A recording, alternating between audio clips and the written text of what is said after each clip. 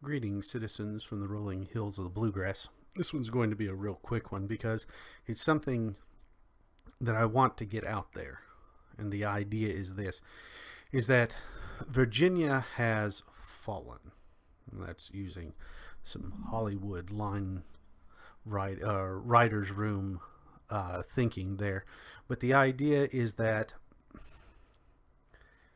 so there's the idea of the Commonwealth, and that's when you see the beginnings of these videos, you see the flag of the Commonwealth of Kentucky, you see the aristocrat and the countryman, and that's the great divide for all of humanity, is city versus country.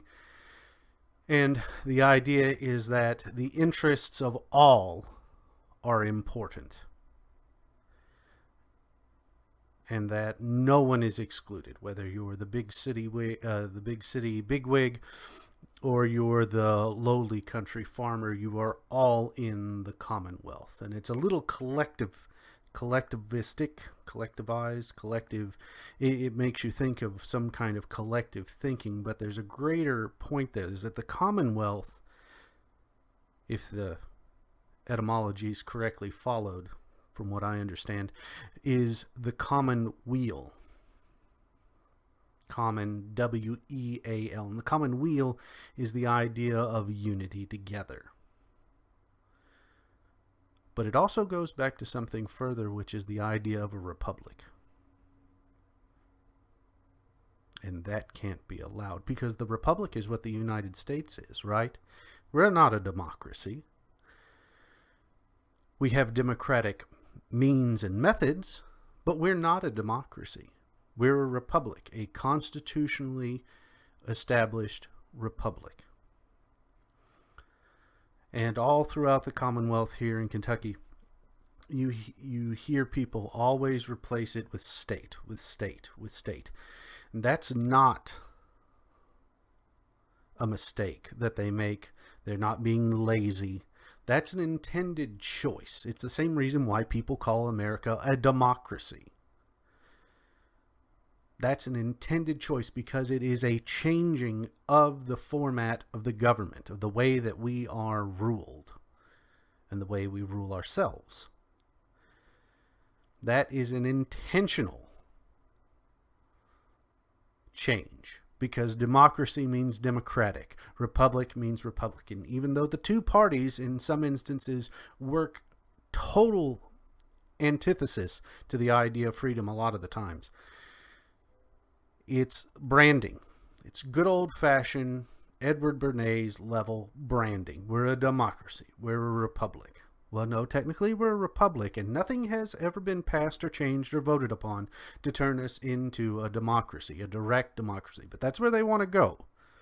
That's where a lot of these leftists want to go. They want to go directly to a democracy so that they can cut out every little backstop, every little thing that was put into the Constitution, that has been put into law to stop tyranny, to separate powers.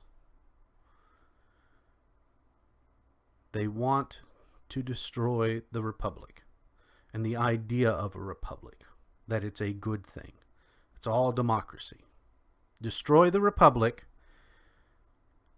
and you have full control. Because again, remember, at 51%, shut up, sit down, we're in charge. That's a democracy.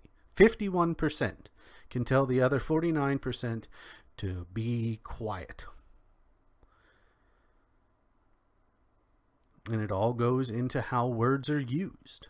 We all know this. The framing and the Overton window and all of these things that we use to discuss and explain things. It's all a game. And so when you have newscasters here in Kentucky say, the state government in Frankfort, Frankfurt's doing this. It's all about destroying your locality's power. Why do we have the Kentucky State Police, the KSP? Well, because you have a lot of these little tin pot dictators and sheriffs that were running roughshod And so then you have to create a power above them. Well, then you have to create a power above them and above and above and above. And it's who watches the watchers becomes the problem. It's because how many layers are you going to have? Right? You have your little local township, and then you have your county, and then you have your state, and then you have your federal. Well, the problem is that there's no regional power. Right? We're missing a tier because it goes straight from the states to the federal government. Well, there's one more level of where bureaucracy could be inserted, but of course they've not passed that because we have a 10th Amendment. We have a union of the several states. These United States. Not a United States, which happened after the Civil War. A United States was not a concept. It is these United States. We together make up the United States. But that can't happen anymore because in 1860, some of these United States were actually able to come together and fight off the growing power of the superpower to come. Simple farmers. Well, that can't be allowed anywhere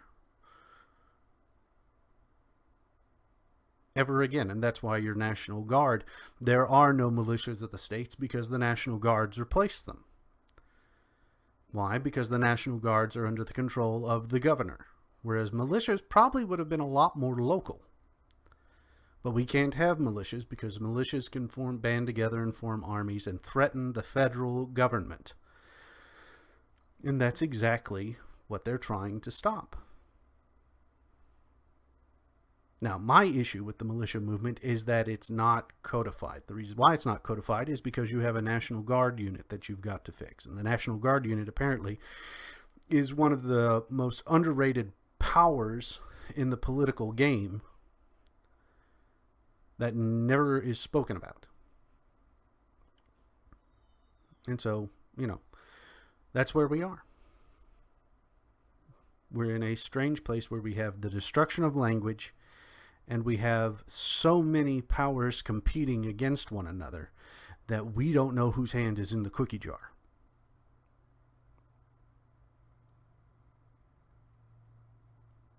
But one of the examples is Virginia has fallen. The first Commonwealth, the first Republic, is gone. It's now in the hands of leftists. And numerically, it's 51%.